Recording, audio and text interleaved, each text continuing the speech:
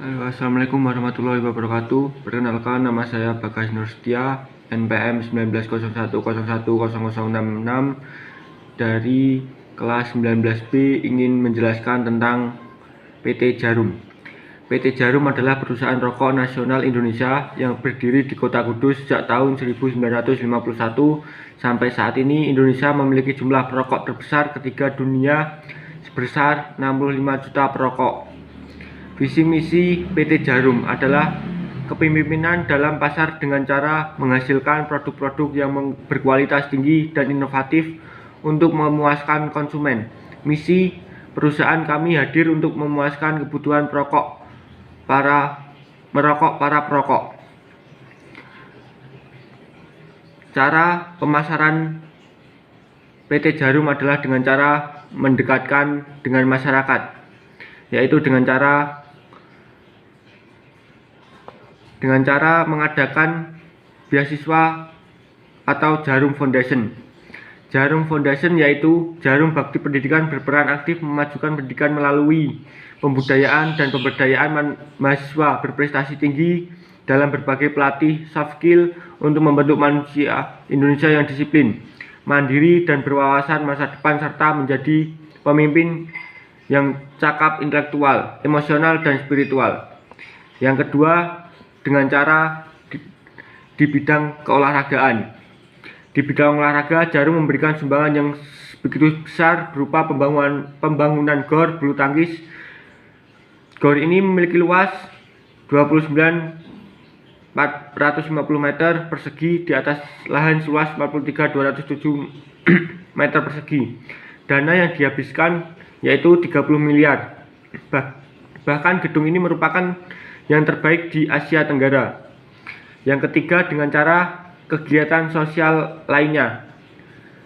Contohnya membangun tempat khusus Green Plains Cultivation Scientific Center. Tempat ini dibangun pada tahun 1984, digunakan untuk pembudidayaan bibit-bibit tanaman, baik itu tanaman berupa buah-buahan, hias, tanaman langka, bahkan tanaman dari negara lain pun dikembangkan. Masyarakat dapat memperoleh bibit itu secara gratis. Dengan adanya tersebut, PT Djarum telah membuktikan hal tersebut dengan diraihnya beberapa penghargaan, antara lain penghargaan keselamatan dan kesehatan kerja tahun 2002, audit ekstern keselamatan kerja tahun 2004 dengan hasil 87%, tahun 2005 berhasil mendapatkan bendera emas.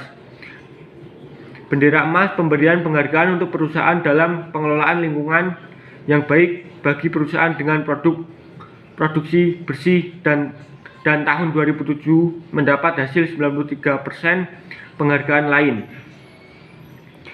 PT Djarum memiliki nilai-nilai inti dalam pengembangan usaha, yaitu fokus pada pelanggan. Pelanggan merupakan bagian yang sangat penting dalam keberlangsungan suatu perusahaan. Tanpa ada pelanggan, tanpa ketertarikan pelanggan terhadap produk yang telah diproduksi, perusahaan akan mandat. Yang kedua, profesionalisme.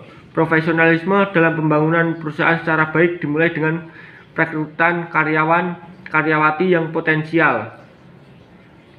Salah satu elemen vitas bagi kegemilangan gerak sebuah perusahaan.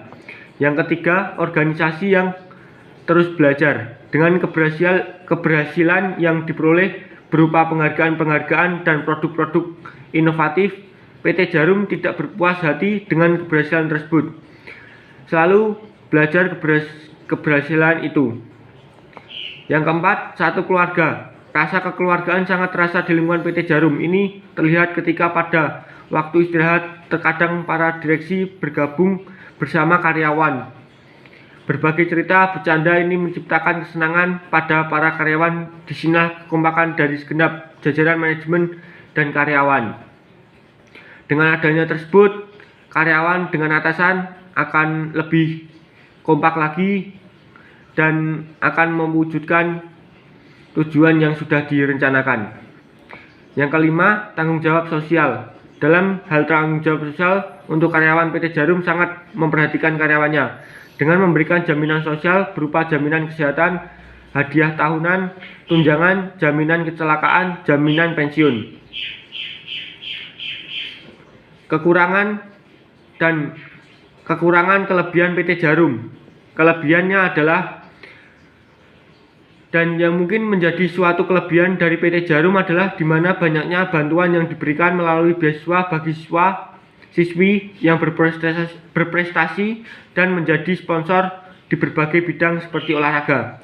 Dalam olahraga sangat sudah terbukti seperti bulu tangkis yang sudah banyak sekali menciptakan atlet-atlet bulu tangkis. Kekurangan yang menjadi kelemahan dari PT Djarum adalah di mana semakin banyaknya limbah yang ditimbulkan dan jarangnya ada respon terhadap hal yang seperti itu. Dan mungkin hal ini menjadikan kelemahan yang sangat besar dan signifikan yang membuat kalangan masyarakat merasa resah. Mungkin itu yang bisa saya sampaikan, kurang lebihnya mohon maaf. Billahi taufiq wal hidayah. Wassalamualaikum warahmatullahi wabarakatuh.